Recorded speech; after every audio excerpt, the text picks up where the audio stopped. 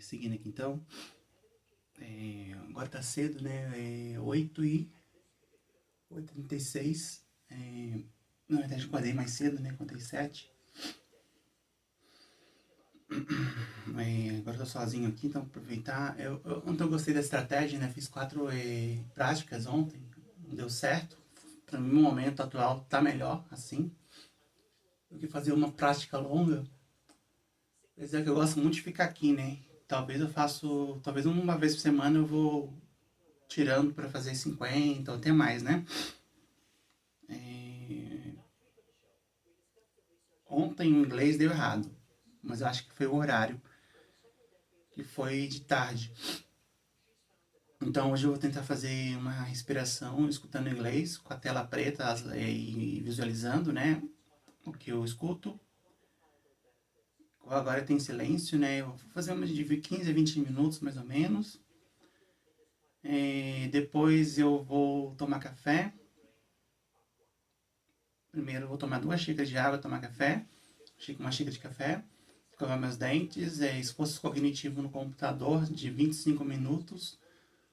Pausa de 5 minutos para uma respiração que eu faço com o computador, que atualiza a página HTML. Depois eu tomo mais uma xícara de água. Faço o alongamento, que é rapidinho. Repito o procedimento. Repito o procedimento. Repito o procedimento, né? 3 vezes. 25 mais 25, 50. Mais 25, então passa de 1 hora de esforço cognitivo, né? Aí depois eu volto aqui de novo e faço essa respiração de 15 minutos. De 15 a 20 minutos. E aí depois da minha respiração de 15 a 20 minutos, faço alongamento de yoga, né? Algumas posições que eu sei, não sei todas. Algumas mais fáceis. Ops, tá. Agora eu vi. Tô todo torto. Né? Aí depois eu faço atividade física dentro do quarto, né? E depois eu vou ter que parar mais cedo para hoje é dia que eu tenho que cozinhar feijão. Tem bastante coisa para fazer hoje, para cozinhar. Vou levar 2 horas na cozinha, né? Umas 2 horas na cozinha, eu acho. Não, 2 horas não, não dá não. Então. Aí eu vou tentar sempre usar o inglês no fone, né? Na hora que eu tenho que fazer coisas, né? Lavar louças e coisas. Aí esses pro hoje eu vou tentar com inglês mesmo, depois eu boto Shiva, Ganesha, né, que me leva mais. Assim, como eu acordei agora, tô com a mente mais de boa, aí eu posso botar mais estímulos e mais esforço, né? E depois que eu vou sobrecarregando ao longo do dia, né, com esforço cognitivo e mais estímulos, aí eu vou colocando coisas que eu preciso para me levar mais, né, e me concentrar melhor, né? Porque ontem vocês viram que deu ruim, né? O inglês começou, mas aí eu vi vozes de fundo e não consegui, né? Incomodou.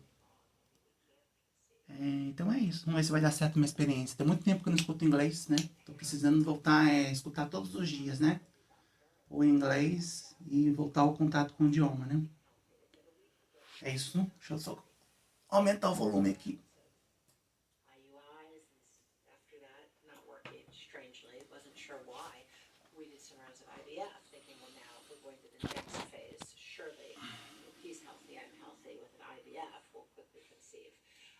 And yet still no baby, no one came. The IVF process for us in our path was, with every failed, really non-pregnancy, it felt like a funeral. It felt like the death of our hopes and dreams. It felt like the death of that tiny little embryo that was the closest thing we had to a child. We were devastated. And this wore equally on both of us. You know, the baby showers of our friends and the little pink onesies that we would find ourselves buying for other people. It was increasingly very, very depressing.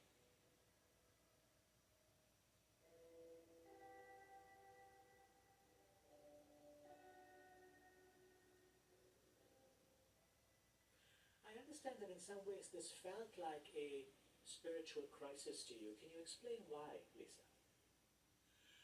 Shankar, as we went further down this road of trials, of no child coming, right as we really were in a season of tremendous pain, I started to notice helpers along the path and increasing synchronicities that were buoyant and guiding along the path. There started to be more and more light in this tunnel of pure occlusion. For instance, I was on the bus once coming in late to work. I was very depressed. I had another failed in vitro. I couldn't even pull it out of bed. I ended up getting on the bus up to Columbia at 11 in the morning. The bus was entirely empty. I'm sitting way in the back. And suddenly a somewhat unusual gentleman gets on. And I think, no, you're kidding me. He's walking all the way through the empty bus to the very back row to sit one seat away from me, plopped down right next to me. And here I was quite depressed. I wanted to be polite. And I sat up and he said, you know what, lady? You look like just that type of awfully nice lady that would go all around the world adopting kids. And Shankar, he got off at the next stop. Who rides a bus? One stop. One stop. My husband and I were so determined to get pregnant that we upped the ante. We went, from one clinic to the next because the next clinic had slightly higher rates of conception. And after that, we went to one of the teams that had discovered in vitro, working with cellular animals. And we kept going up and up and up, if you will, the ladder of more sophisticated, higher rates of conception. And yet there was always a sense in my heart that for us, in our journey, on our path, we were in the wrong office.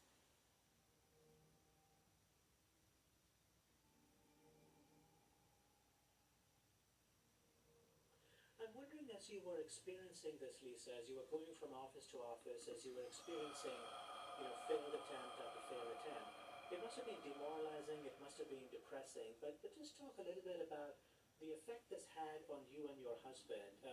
You must have asked yourself, why is this being denied to us, this thing that so many people have around the world, there are billions of human beings, why is this gift being denied to us? Shankar, this was truly depressing. And it didn't make sense. A plus B plus C, he was healthy, I was healthy. Of course, I searched my life. Was there something physically or perhaps morally that I'd done wrong? And, but there was no horrible, hard stop. It started to become clear to us through the synchronicities that kept landing in our path that maybe we were on a guided journey. As tough and as painful and without light to see.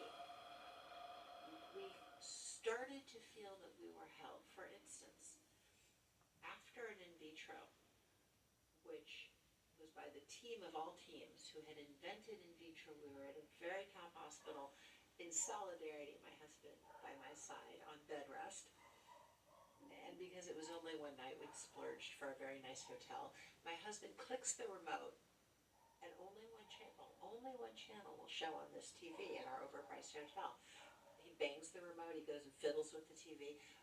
One documentary on an orphan, a little boy who lives in a garbage dump in Central America. And through the translator, the little boy says, I don't care that I live in the trash dump.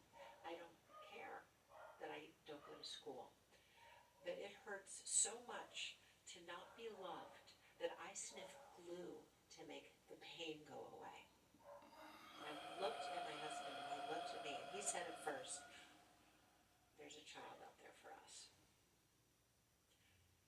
There was an undeniable synchronicity. What life are you showing me now? We sensed very deeply. In fact, in that moment, we knew that we were on a guided journey. And synchronicities, once we acknowledged being on this journey, just deepened and became more vivid and more abundant, guiding us. My mother called and said, listen, I just want you to know my neighbor, Margaret, she just adopted the most beautiful little boy from Russia. His name is John Joseph, and, well, I just wanted you to know, honey, bye.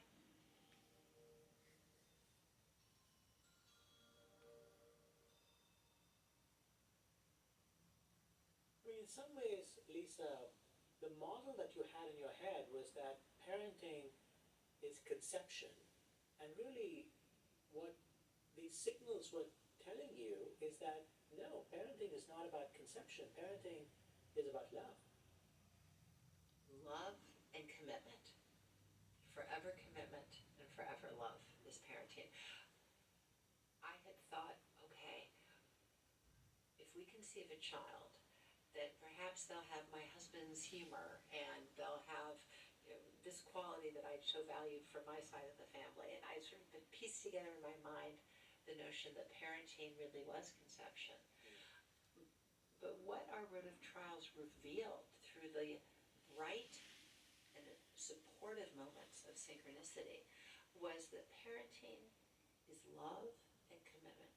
And even more, what the journey showed us was that to be someone ready to inherit parenthood, I needed to let go of a certain level of ego and control. I'll share with you that one night I was deep in sleep when suddenly just whoosh, I sat up, wide and alert, sat up straight up in bed. I felt coming a very profound, very sacred presence moving towards me. Space opened up and there was a numinous opening, and a very clear question was asked. If you were pregnant now, would you adopt? In front of a presence so holy and so profound, not somber but very serious, one would only come clean. With a full heart I said, no, if I were pregnant now, I would not. And the presence was not judgmental, it just started to withdraw. Time and space closed in. It was an extraordinary experience. I looked over, and my husband was still out cold, totally asleep. Shankar, this presence let me know that there was something in our journey towards parenthood that had to do with becoming the type of person who was really a spiritual parent. We continued further down our path, more guidance, more synchronicities, guiding us towards adoption, confirming that the doctor's office was not for us the place to become parents. When after several more months the presence came back, if you were pregnant now, would you adopt? I said, I'm closer to the person who would say yes, but no.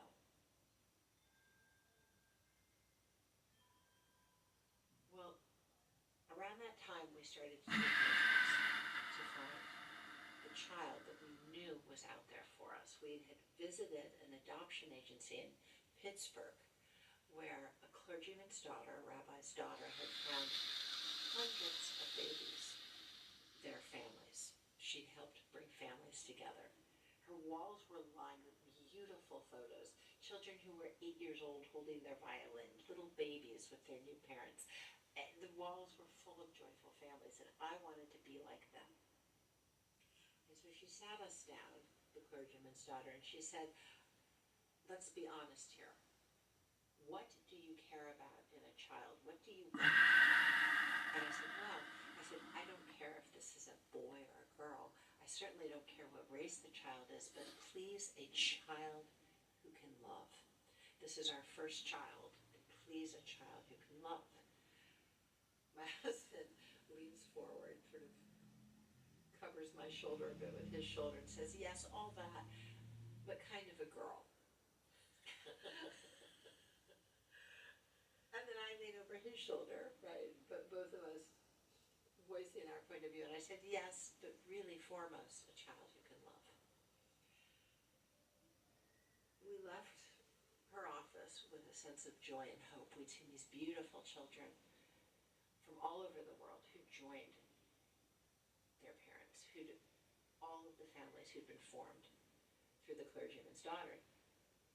Well, around that time, I was working in my office at Columbia. A couple of weeks passed, and I got a call from my older cousin Lisa Jane Miller and Big Jane, my older cousin of about a decade, called to say, you know what, little cuz, I know you're sitting there in your office running your numbers, studying spirituality, but if you really want to know spirituality, I think you need to get out of your office, get on a plane, and come out here to South Dakota to attend a healing ceremony. My good colleague, the chief of the Lakota, has said, I can bring you. And I know you've been looking for your child. I think this is another approach. I think you should come out here. I canceled all my appointments at Columbia. I got on a plane. I went out to South Dakota. And there in the healing ceremony, the men moved into one inipi, the women into another. And in the women's inipi, the leader, who identified herself as the medicine man's wife, led us through a series of prayers. At one point, she asked us to go around the circle inside the inipi, each of us in turn to say why we had come to the healing ceremony. The first woman spoke. She said, I am here because my son is 14. He's starting to smoke. He used drugs, and I really worry about him. The next woman spoke. My son is 40. He's not coming home. I worry for the family. Around the circle, each woman had come that day to pray for her son. Until we got to my immediate left, Big Jane, my cousin, who spoke for me, which as a full-time talker, as a professor, was actually most welcome. This is my cousin, little Jane. She has come looking for her child. I'm wondering if we could help her find her child. All of the women looked me in the eye. For the first time, I knew I was in the right place. We then were led in a prayer that was to hold all of the prayers of the women, and whoosh, was sent up through the top of the inipi. And at Shankar, we received a call that night. That night, that the prayer had been sent up through the inipi. That night, we received a call to my phone machine in New York from the other side of the world. We have found the Miller's child. We know Mr. Miller had wanted a girl, and there's many wonderful girls. We can get you a girl, but this is the Miller's child. This is the Miller's child, and it is a son.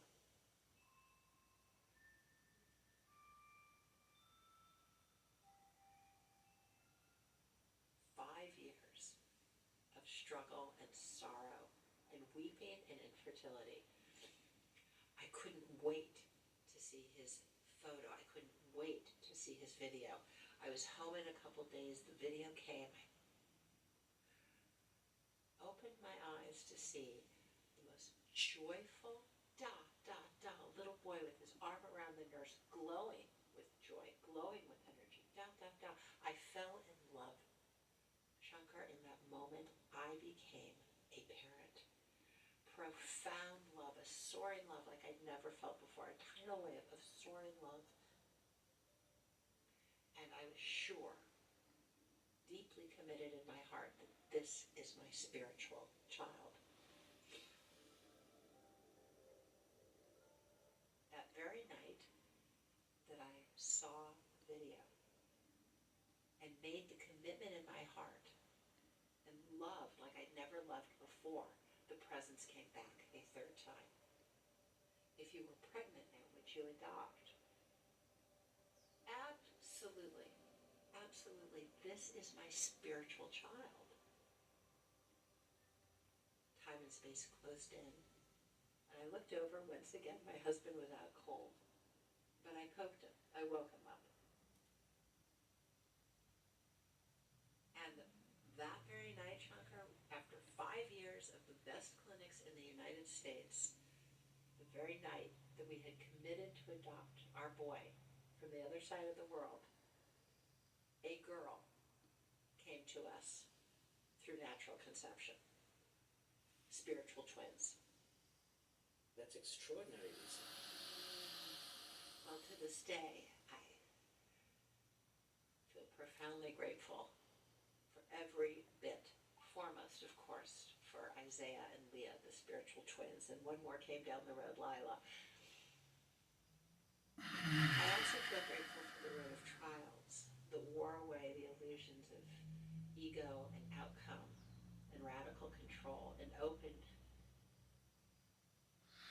gateway to awakened awareness, that opened a dialogue. That is how I now live my life. And I have realized through 3 decades now of science, we all are equipped to live in dialogue.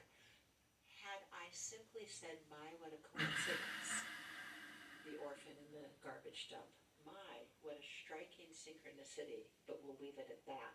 The fellow on the bus. Wow, I wonder if this mystical experience is real. Interesting, but tucked it in the back drawer of my mind. Had I only treated awakened awareness as a spectator sport, I might have missed the opportunity of our lifetimes. Had I only treated the synchronicities, the mystical experiences as interesting or, wow, wonderful, but set them aside, tucked them into a back drawer in my mind, it would not have been enough. Isaiah would have still been in an orphanage. In time, he would have been adopted into the military, and we would not be a family. Our family, the most important center of my life, our family Então was vamos lá born então. out of a dialogue. Ok, feita a respiração. É uma respiração mais um momento de introspecção, né? Eu fiz 15 aqui respirações, na verdade, né? Eu fiz, não sei se vocês perceberam, mas eu fiz 5 no início, sem narinas alternadas, depois mais 10. Mais introspecção, né? Não estou escutando. Agora vou parar. Agora eu vou tomar café. Tem que cozinhar feijão para 10 dias, 12 dias, 13, alguma coisa assim. Ai. Tem que limpar o freezer também. Tá com muito gelo. E eu vou fazer a exposição daqui a pouquinho na tela. Aí é isso, sabe? Assim, o meu erro, em outubro, de outubro até muito tempo, que demorou muito, meu erro foi ter entregado, né? Minhas tonturas estavam muito fortes, né? As névoas mentais, e aí acabei me entregando, né? Eu só ficava na cama, né? Tomando remédio forte, efeito colateral do remédio também, muita coisa acontecendo. E pra mim foi péssimo, né? Porque eu fiquei longe da minha espiritualidade, né? Fiquei longe das minhas práticas de meditação. Até a corrida eu larguei, né?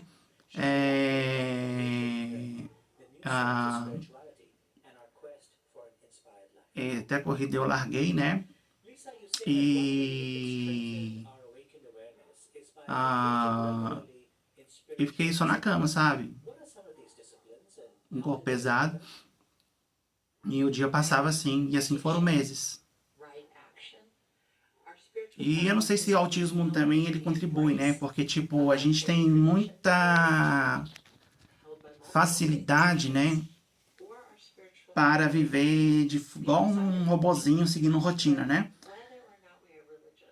Então, quando a minha rotina, na verdade, vira deitar e se entregar, parece que é mais fácil viver assim do que quebrar isso. Então, eu chamo de inércia, né? Aí a inércia demora a ser quebrada. O que quebrou a inércia foi a minha meditação. Isso aqui pra mim é tudo, gente. Eu gosto muito, né? Eu quero que nunca pare com isso. Eu chamei de 100 dias, mas na verdade eu não quero parar nunca, sabe? Eu tenho que fazer isso. Tenho que levar isso pra minha vida. Se eu paro 5 é perigoso. Porque sou autista, né? Eu vou estudar mais sobre isso, quero entender mais o meu funcionamento, né? Se eu paro 5, a probabilidade de eu parar 6, 7, 8, 9, 10, né? É por isso que eu tô fazendo esforço cognitivo na tela de 25 minutos. Ontem fiz pouco, não rendeu nada. Porque eu sei que minha mente tá oca, né? Tá estranha, que eu não sei o que eu tenho ainda além do autismo, né? Tô tentando descobrir. Só que se eu me entregar... Claro que eu meditando, ficando aqui 25 minutos, né? Fortalecendo até a minha lombar, né? Também, né? Disciplina, né? A probabilidade de eu ficar na cama deitado, entregue, é baixa, né? Porque isso me eleva, né? E ao me levando, vou querer fazer outras coisas também, né? Pô, eu tô mais disciplinado. Eu comecei a tomar consciência. Pô, a água, cara. A água, né? Escovar dente. Porque dá prejuízo, né? Aí eu comecei a pensar, caramba, cara, o banho, o desodorante, tô esquecendo. Então são pequenas coisas que vai falhando, entendeu? Vai faltando. É difícil fazer tudo de forma natural, né? Sem um ritual, né? Sem uma lista. Inclusive no meu último trabalho, né, eu ficava bastante desregulado quando o meu chefe não passava para mim o ponto A e o ponto B. Eu pedia, por favor, passa para mim uma estrutura. Eu nem sabia que era autista ainda, né? Eu acho que não. Aí eu falei, pô, cara, eu não me entendia porque aquilo me desregulava, sabe? Eu fico assim, confortável quando eu tenho o meu ponto A e o meu ponto B no dia. Eu sei exatamente como vai ser meu dia, né? O meu ponto A e o ponto B e eu vou seguir uma linha reta, entendeu? E aí eu vou sendo mais produtivo, né? Eu vou conseguir eu vou tomar água certinho, eu vou alimentar certinho, eu não vou entrar em hiperfoco, né? Porque quando eu tô nesses momentos assim, que eu não tenho essa lista, esse controle, eu tô na cama ali, de repente vem um pensamento, a geometria algébrica, fractais, topologia, sociologia, por exemplo, né? Bourdieu, eu vou pensando, vai ver, acabou o dia, né? Então é isso, começando o dia, fechamos, primeira meditação.